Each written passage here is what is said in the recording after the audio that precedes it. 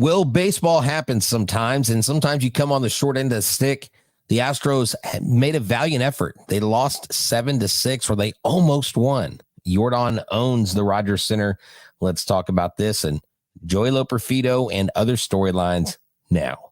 Jainel Diaz, this is Locked On Astros.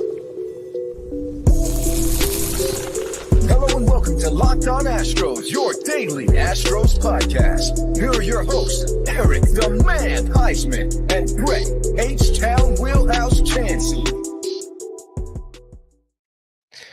We are Locked On Houston Astros, and we update you. Join us for a daily Locked On Astros podcast. My name is Eric Huysman. You can find me on X at Eric Talkstros.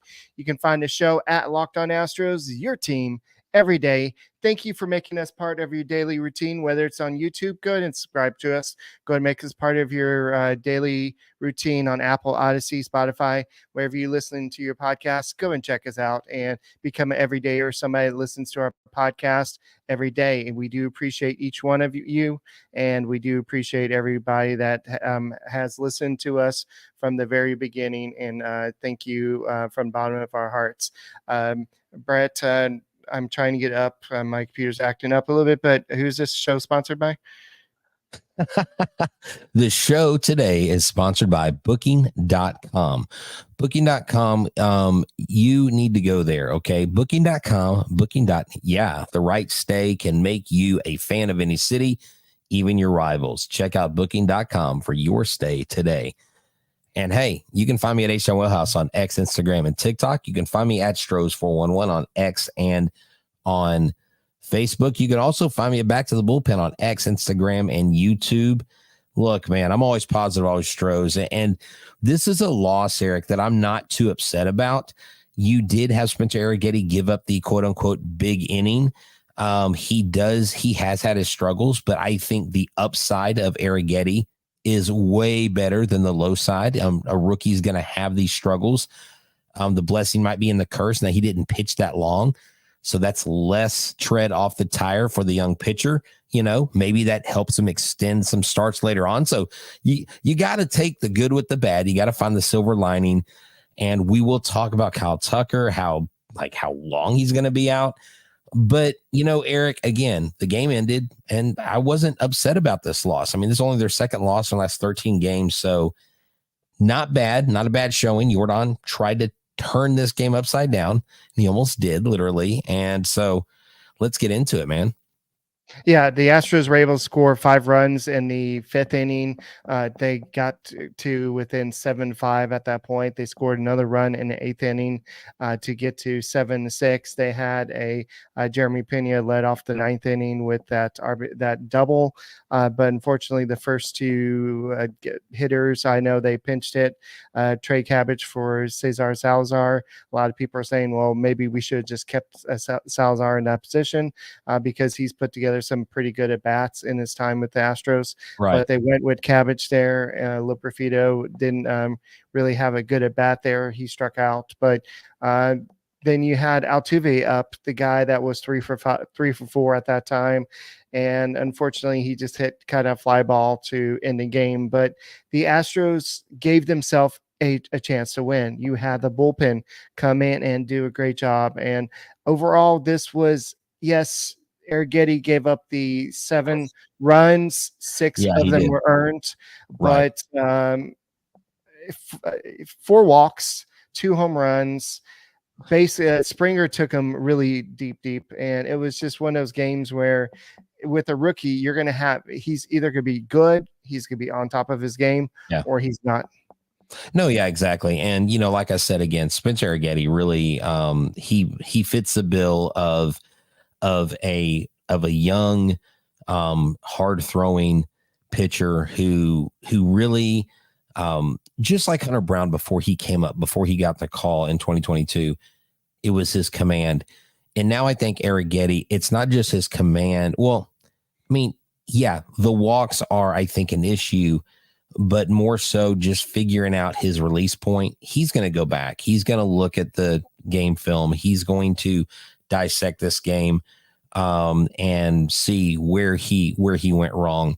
But Berrios, he did what he does to us with us normally, where he'll pitch dominant for the first few innings and then kind of give up a few runs. And I really wasn't worried going into the game with Berrios on the mound because we've actually handled him pretty nicely.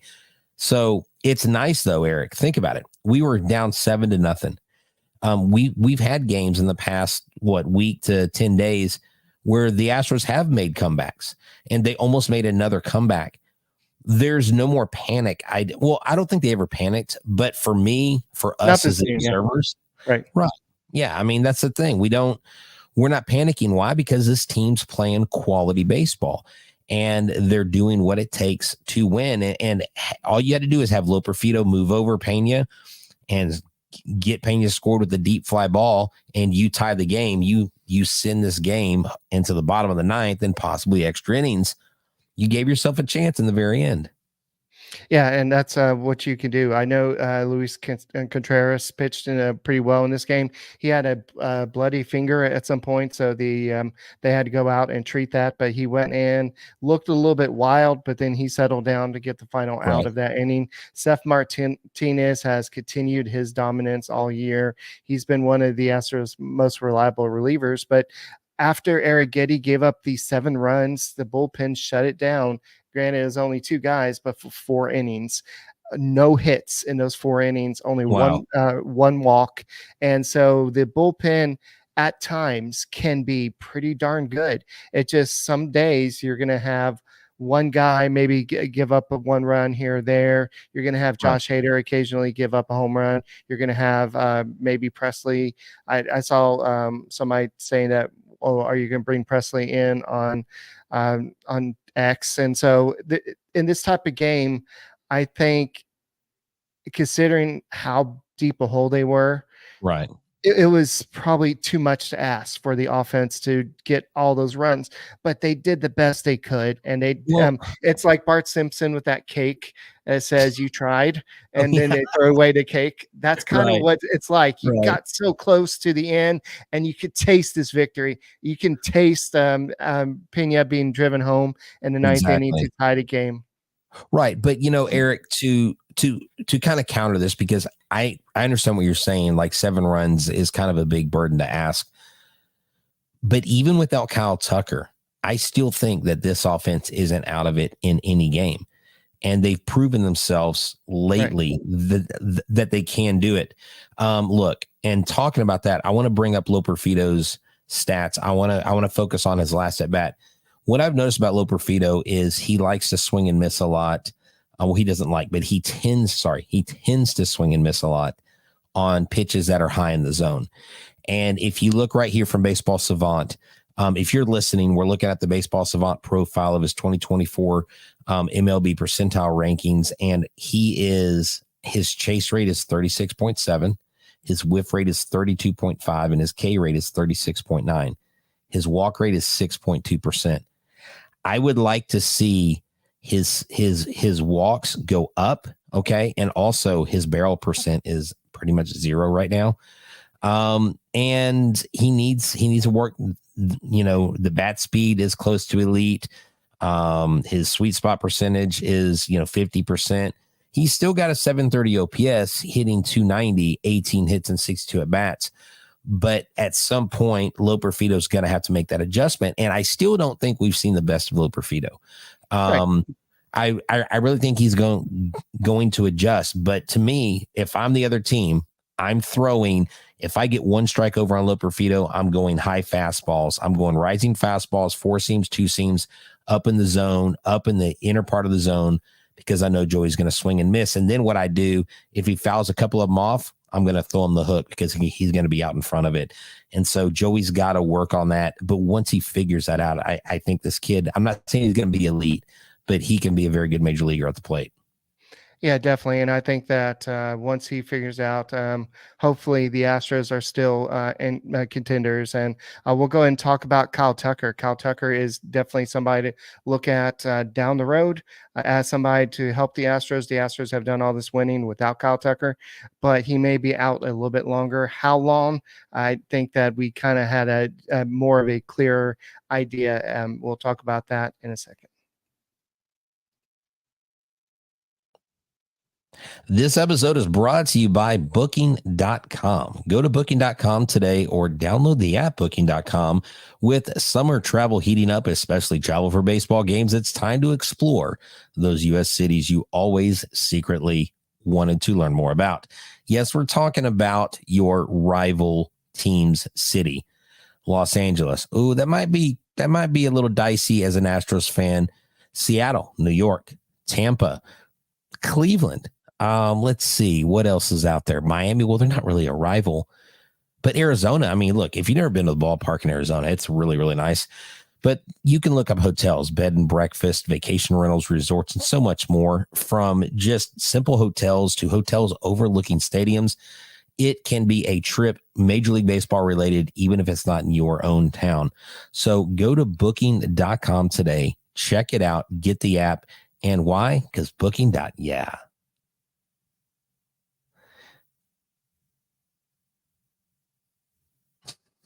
And this episode is also brought to you by GameTime. GameTime, thank you, Eric. GameTime is a wonderful app. If you use a promo code Locked On MLB, you'll get $20 off your first purchase. Terms do apply. I have told you over and over again to use GameTime. If you haven't used GameTime, that's on you. And let me tell you, treat yourself. The next time the Astros are in town, before they go on the All-Star break, go watch a game and get GameTime. Download the app, get the $20 off. Wait till the day of the game. Walk up 10 minutes before gates open and purchase a ticket. It goes right into your phone. You don't have to search your email. They also have job loss. They have all kinds. They have basically one of the best deals in the business. And if you find the ticket in the same row in the same section for a cheaper price, they'll credit you 110% the difference.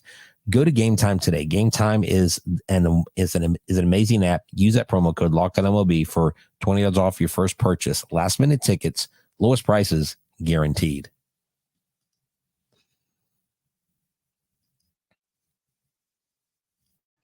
Guys, thank you for making us your first listen on Apple, Odyssey, Spotify, wherever you listen to your podcast. Go and check out the Locked On Astros podcast. You can also check out Michael Connor on the Locked On Astros postcast as well.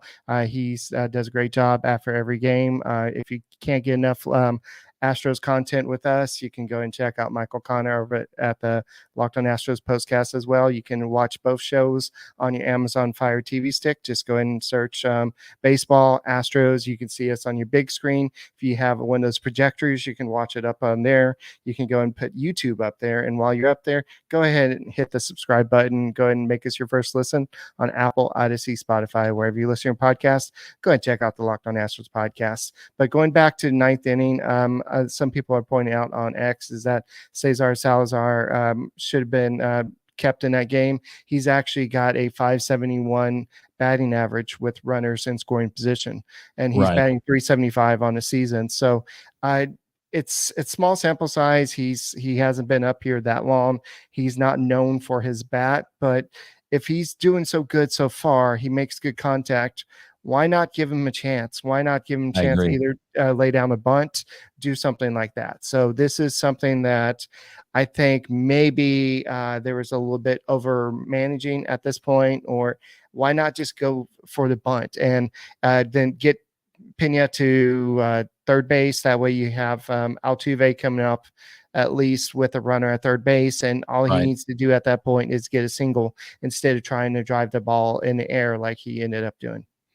Yeah, I agree. And then, Cabbage was clearly kind of, I don't want to say he was swinging out of his shoes, but I really think he was trying to hit the home run.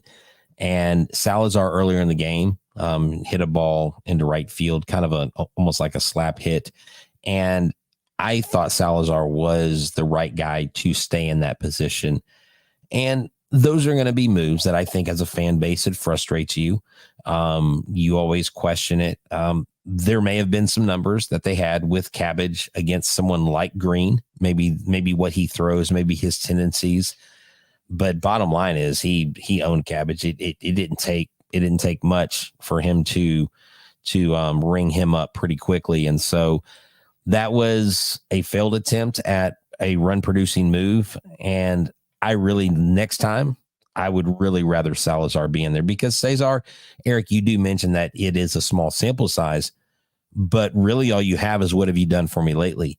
And Cabbage has gotten a couple hits in some key situations, but to me, Salazar's that guy that I want to keep building that confidence, because we still haven't heard about Caratini. I mean, I'm sure he'll be back soon, but you need to know that your backup catcher is bona fide in that he can help in those situations, because Caratini's had those opportunities. He's hit walk-offs.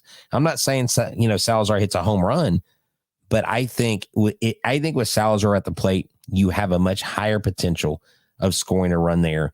But I guess hindsight's 2020, and we'll never know. If Cabbage would have got up there and hit a home run, everybody would have said that was a great move. Good strategic move by Joe. So He's kind of darned if he does and darned if he doesn't. If they don't produce, it doesn't matter what decision they made. People are going to disagree with it. Yes. So Kyle Tucker is improving. That's what Joe Espada said. He's improving at a faster pace than last week. He is still a few weeks away from joining us in action. So there's not a chance that he's going to participate in an all-star game at all. Oh, heck no. There is not a chance this side of heaven or Hades that he will participate. Eric, I would be shocked. I'm going to say this right now. I'll be shocked if Kyle Tucker comes back before August 1st. That's how bad I think this is a bone bruise. And I love the Twitter doctors, Twitter MD, I call it. They're like, I've had a bone bruise before, and I wasn't out that long. I'm like, I'm pretty sure you didn't foul off 105 mile an hour, baseball off of your shin. I'm pretty sure that is a little bit more unique than maybe hitting your shin on something, right? This is a bone bruise, and bone bruises take 1 to 2 months to heal completely. So he's going to have to do rehab starts before this, whether it's in Sugar Land or Corpus. Look, if this team can sustain their winning, can continue to win series, can continue to produce runs, don't freak out about Kyle Tucker not being out. I would rather him be fully healthy and helping this team in the stretch when they come back because when he comes back, they may be in command of the AL West, and they'll have done it without Kyle Tucker. You got to think about that. Yes, and Justin Verlander also played a light game of catch at 60 feet. So he is making some progress too, but he is probably still a week or two away, because even once he's ready, he's still going to have to go out there and make a couple rehab starts, at least one with the Space Cowboys or the Hooks or something like that. So Luis Garcia is going to make a start Thursday with the Hooks, and also JP France had right shoulder surgery yesterday to repair a capsule tear and will miss the rest of the season. So now we finally know what happened to JP France. So it was some sort of a tear. I was wondering what had happened to his shoulder. And Eric, that is so unfortunate, because JP France was one of the guys that is the reason why the Astros were even in the playoffs last year. You know what I'm saying? And Ronel Blanco, it would be so cool to have Blanco dealing, Hunter dealing, and JP France healthy and dealing. That would have been a really cool story. But hey, look, get better, JP. We'll see you next year. He's definitely going to make a comeback. Yes, definitely. So I think that the Astros will probably make some additions at the trade deadline for sure, and those additions are probably going to be Luis Garcia. We'll see Justin Verlander come back. We'll see maybe Kyle Tucker come back at some point. So I can guarantee those are the acquisitions the Astros will make at the trade deadline. Now, will they go out and make some other additions? That's yet to be seen. I know as the trade deadline gets closer, we'll go ahead and go deeper into that conversation about what to do. But I would say, you can never have enough arms.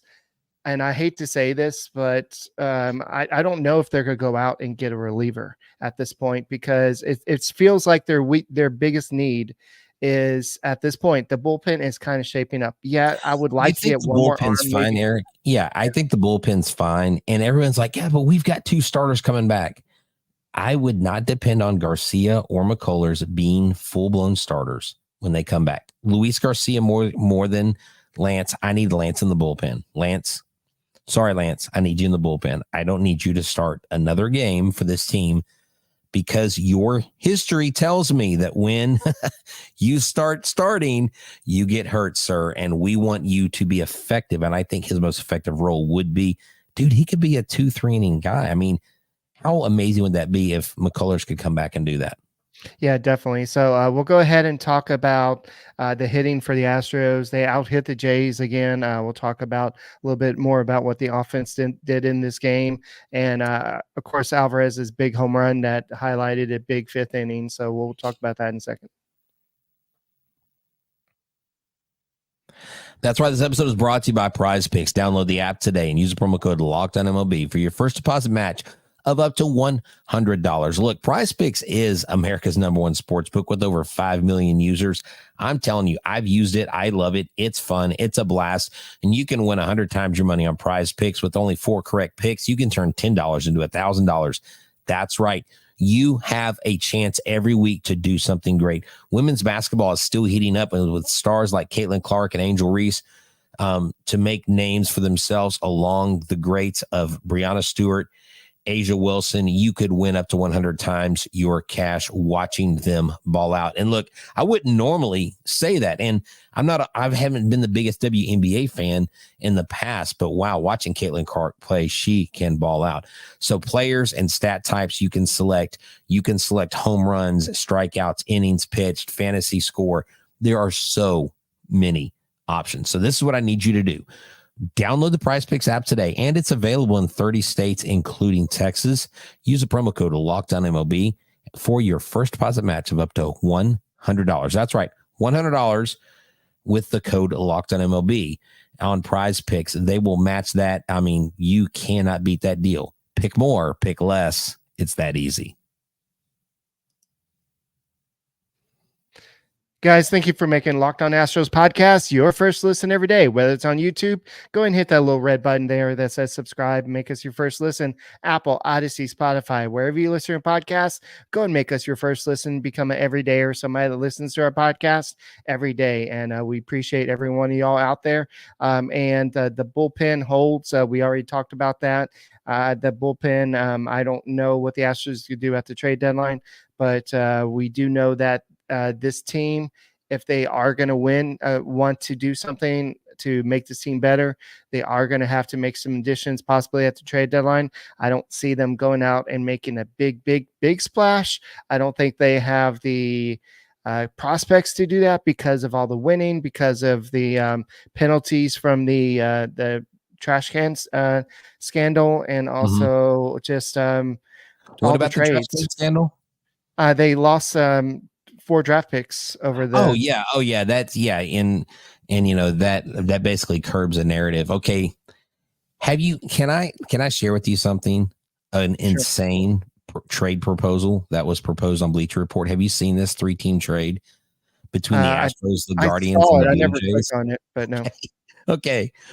This is what they say. This is what they suggest: a blockbuster 3-team trade that would land Guerrero in Houston. Houston receives Vladimir Guerrero Jr., Chris Bassett, Kevin Kiermaier, and Parker Messick from Cleveland. I have no idea who Parker Messick is. Sorry, Cleveland. The Guardians receive Bo Bichette, Kikuchi, I can't say his first name, Danny Jensen, and Colin Barber from Houston. Now listen to this. The Blue Jays receive Christian Javier, who's on the shelf, Chase DeLatmer, who is the #1 prospect out of Cleveland, Jacob Melton, Bryce Matthews, Daniel Espino, who's Cleveland's #4, and Jake Bloss, #5 prospect. I'm like, hold on. We're giving up how many players to land Vlad Jr. and Kevin Kiermaier? Really is Chris Bassett too. Bassett, but do we need another outfielder? Can we get somebody else in this trade? I don't know. Like, Bassett's, I think that is a pitcher. Well, Bassett's a pitcher. Kevin Kiermaier is an outfielder. We have plenty of outfielders. Yes, Eric, I know Bassett's not an outfielder. Come on, man. But seriously though, dude, like that's what I would call a magnanimous dream. There's no way that happens. There's no way the Astros give up all those assets. But I just thought it was interesting.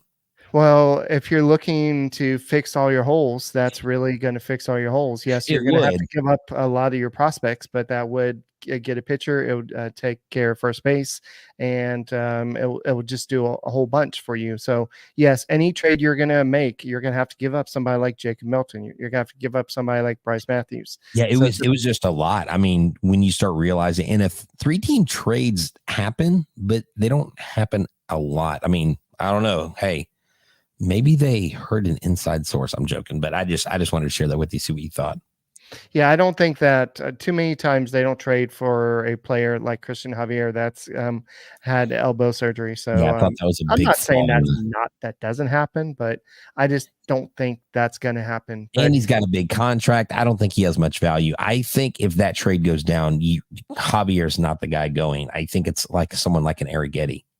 yes. So unfortunately, it was the walks that did the Astros in today. You had Arrighetti with the 4 walks and then the 2 home runs, but the Blue Jays were actually out hit by the Astros 8-6. It just they didn't score a lot. They scored 5 times in the 5th inning. Thankfully, you had Alvarez hit that mammoth 3-run home run that kind of cut the lead almost more than half, but it was like got the Astros within 2 runs at that point. It was on a 3-0 changeup, and I think this is the only. Love that. I love, Eric, that it was on a 3-0 pitch. That was awesome. Yeah, it's only the second time that he's gotten a hit on a 3-0 pitch.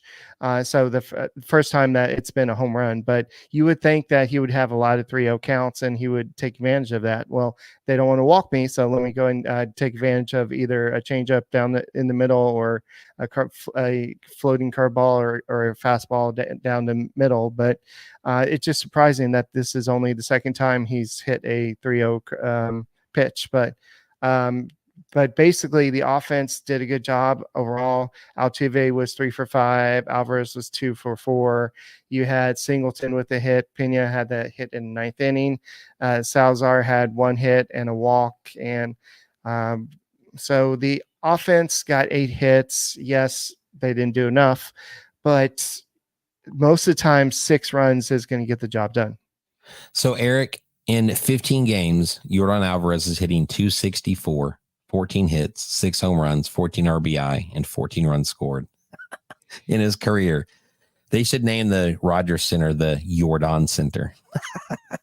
Yeah. He hits really, dude, and that ball was a rocket, man. I knew when it went off his bat. And dude, that catch in center field by George Springer, that time jump, I really thought at first that ball was going out earlier. I forget who hit it. It was a deep fly ball to center field, and I was like, oh man, if we'd have got that home run, I think we win the game. But again, look, Eric, I'm not too mad about this. You still got 2 more games. So you still, I don't want to split. I want a 3. I want to win this series. I'm not happy with the split. Someone asked me earlier, you good with the split? No, we got to win this series. We got to win 3 out of the 4 games. Yeah. But so if you're going to look at which game you're going to lose, it's likely going to be the one that Arrighetti, because he's your kind of wild card. Right. You don't know what you're going to get out of him. You're either going to get the hot or cold one. I know you can say the same thing about Framber Valdez. We don't know what we're going to get out of him. So I think we'll see what happens when he starts. Guess who goes tomorrow? Who? Blanco. Yeah. Yeah. So we got Blanco versus Kikuchi tomorrow. And then on July 4th, we have Valdez. Yeah, that's what you're talking about. Right. Yeah, Valdez versus Bassett, the future Astro, according to Bleacher Report. Yeah, if you're going to trade that much, you might as well just trade for somebody that the Astros really want. I know that everybody wants to get a first baseman. I don't know if that's the guy I would want. The guy I would love to go, if you're going to trade a lot, go get Pete Alonso. He's a guy that I think would fit in perfectly. But you know what? They're winning. Why would they trade him? I don't think he's okay. Here's the deal. No, if you're going to make a big deal, you go get Vladdy. Why? Because you have him for a year and a half. Pete Alonso, you have until the end of the year. He's gone. You're not gonna sign Alonso. That's a waste. You are literally giving up prospects to rent a guy. And I don't think Pete Alonso helps you get to the World Series. I think Vlad Guerrero Jr. would absolutely be a needle mover and would absolutely help your stock in getting back to the World Series. So the trade has to make you better, period. I don't care who it is, what position it is. It's got to make the team play. It's got to make the team better. But again, like you mentioned, Eric, if it's going to make you better, you're going to have to give up something that might hurt. Yeah, definitely. And I've seen a lot of people saying that the Blue Jays may trade Bo Bichette. How times have changed. I mean, Bo Bichette was going to be the guy that anchors this lineup for many years, and he's struggling this year, of course. But it's just weird to hear how the Blue Jays may just go ahead and just kind of dismantle this team, because this team has a lot of potential. We knew that after they signed George Springer, this was going to be a good team. Springer is not the same guy, but he crushed that ball off of Arrighetti today, and he's shown that he's still got the good defense out there. His bat may have slowed down a little bit, but the Astros may have dodged a bullet. But if you look at who's had some home runs against Kikuchi, actually a lot of them. Altuve has a home run. Alvarez has 2 home runs. Bregman has 2 home runs, and Myers has 2 home runs against him. All of them are, except for Altuve, are batting above 300 against them. I love it. So let's go up and just have a big offensive day tomorrow. Exactly. Look, man, I think the Astros need to win because David is really down. He's really upset about this game. He can't believe that we only scored 6 runs. David wasn't happy when we won yesterday. I knew he wouldn't be happy today, but David, we're here for you. Hey, man, for myself, for Eric, and everybody at Locked On Astros, the huge production team behind us. Thanks for hanging out. Hey, just don't be revealing our secrets. You notice our cameras are only trained on us, so they don't see all the hundreds of producers behind us. But thank y'all so much. Y'all the real MVPs. Come back tomorrow. We'll be here tomorrow. The 4th, we will not have a show on the night of the 4th. We will do it the 5th in the AM. So y'all go celebrate. All right, I'm out. And that's all we got. We'll see you tomorrow on Ghost Astros. That was an awkward close. Sorry, man. Give me like 3 seconds. Kind of like the commercials.